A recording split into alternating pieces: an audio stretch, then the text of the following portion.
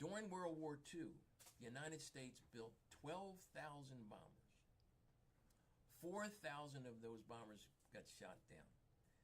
Tuskegee Airmen have the record to date in history for escorting planes and losing the fewest number of planes in any mission. So they became very popular with the pilots of those bombers. Yes. And they started to recognize them and also ask for them to escort them. They did. The thing that's kind of unique about that is the white bomber crews asked for these red tail angels. They got the name as red tail angels because Right. the bombers knew when they went out, escorted by the Tuskegee Airmen, they would make it back home. Most of the bombers in those planes had no idea that they were black pilots escorting them.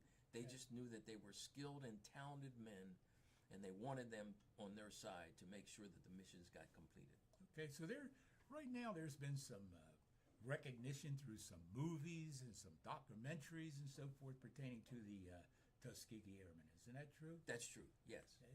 Yes, one of the one that's most famous that people know of was created by George Lucas called Red Tails. And what George Lucas did, he first of all spent his own money to put this production together. Right. He took their war record and put it up on the screen. Now, there's some drama in it because you have to do it for Hollywood, but most of it is exactly what they did during their successful career supporting bombers in World War II. Excellent. You mentioned some things that we're presently doing coming up to the present time in terms of the Vance Center and so forth. At the Vance Center, we have those simulators that were Yes. donated by the Tuskegee Airmen. We have Yes. 4 simulators that the youngsters can learn how to do aviation and learn all about the red tails and so forth. And we also have a replica of the P-51. Yeah. Tell us a little bit about that. So, one of the things that happens, and the reason why we work with the Vance Center on this, is that young people, if they don't get their hands on or touch and feel, they don't understand the experience and the opportunity that exists for them. So by having the flight simulators, students or young people can come get on the flight simulator and actually simulate flying. These simulators give you the experience of actually being in and controlling an airplane. That's significant for 2 reasons. One, there's a shortage of pilots. Right. So that you need to start getting young people involved with aviation and being pilots. 2, if they have experience with planes, then they may want to become a mechanic. Right. There's a dire need for mechanics also. But 3, they learn a skill that can go forth with them throughout the rest of their life. They can do it in the armed services, they can do it as private pilots, or they can do it for themselves in the Right. future. Now, you're very familiar with the drone program Yes. that we have at the Vance Center, and we're working with you on that. And you also have that in other areas also. Tell us a little bit about that also. Yes, so drones is really, really significant, and we applaud the Vance Center for doing the drone training because of the fact that drones become the new way of doing a lot of technology. For one example, roofers don't go up on your roof anymore. They send a drone up to inspect your roof, and they only go up there when they need to make the repairs. You have the media field is using drones. Many people have seen it on TV where they show your news with a drone, but there's police departments, fire departments, so drones are become a significant part of what's happening in this society. So we encourage young people not only to have the flight experience, but have the drone experience and get trained and licensed in drones, because that's going to be a wave of the future. Right. We just had 6 people that were trained in the area of drones Yes. here at the Vance Center, and they were given their certificates after a 10-week program. Yes. And they now have a 10-week certification for the FAA, and that's certified through Jay Bagley, who Yes. is connected with Temple University. He's a professor there, and he's also with our office. And as a result of that, those 6 people that gained that certification, young people, and they were between the ages of 12 and 18 Yes. years of age, at the age of 18, they're able to go out and to work with other agencies and gain as much as anywhere from $100 to $300 per hour Yes. for those young people. Yes, it's significant. It's a significant opportunity for young people. Yes. So we encourage more and more of them to get involved because that's going to be a big part of our future. So get started now while you're young. Thank you. And we really appreciate all that you're doing, Melvin, and the job that you have in terms of getting that information out pertaining to the Tuskegee Airmen is very important, like the history of it, and to let them know that history is part of what is very much required in the area of aviation. Yes.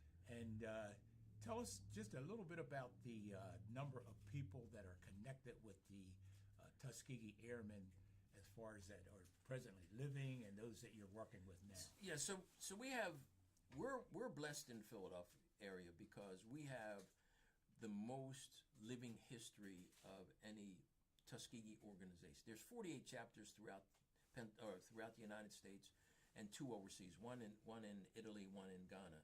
But we have 4 originals. We have Dr. Eugene Richardson, who was a fighter pilot, Miss Alma Bailey, who was a cadet nurse. They're both 100 years old. We have Miss Callie Gentry, who was stenographer for Benjamin O. Davis, who is 99. She'll be 100 this year. And Judge Robert Williams, who was a bomber pilot. He's 102. He'll be 103. So we're blessed to have them, and they're active with us. We also have 75 people that are in our chapter, and many of them are Heritage family members. They are sons and daughters of Tuskegee Airmen or women. And what is the Heritage area? So the Heritage area is significant for us because we partnered with American Heritage Federal Credit Union and Enon Tabernacle Baptist Church, where we have original memorabilia items. So we asked the families if they had anything that they could bring out that we could share with the public. So in those 2 locations, we have original items that we can talk about and do the presentation on the history and significance of Tuskegee Airmen. And where is that located? American Heritage is located at 339 Maple Avenue in Horsham, PA. It's part of the American Heritage Bank. On one side is the bank. On the other side is a community room where we have displayed cases where we have the original products in it. Okay. Enon Tabernacle Baptist Church is at 2800 Cheltenham Avenue, where we have an office there and we have other memorabilia. And we'll soon be working with Salem Baptist Church in Abington. Okay, and you're working with the pastor there? Yes, we work with the pastors at the churches and with the CEO at American Heritage. Okay, and that happens to be my church, by the way, and that's Marshall Mitchell. Yes, Marshall Mitchell. And he is connected with that, and he's very much involved with the Tuskegee Airmen. Yes, he is. You want to mention a little something about the what you're projecting to do at the Salem Baptist Church in terms of the monument and so forth that we spoke about? So at Salem Baptist Church, we'll be working with them on a building where we will have also a location there, which is in a building where they'll have their cafe.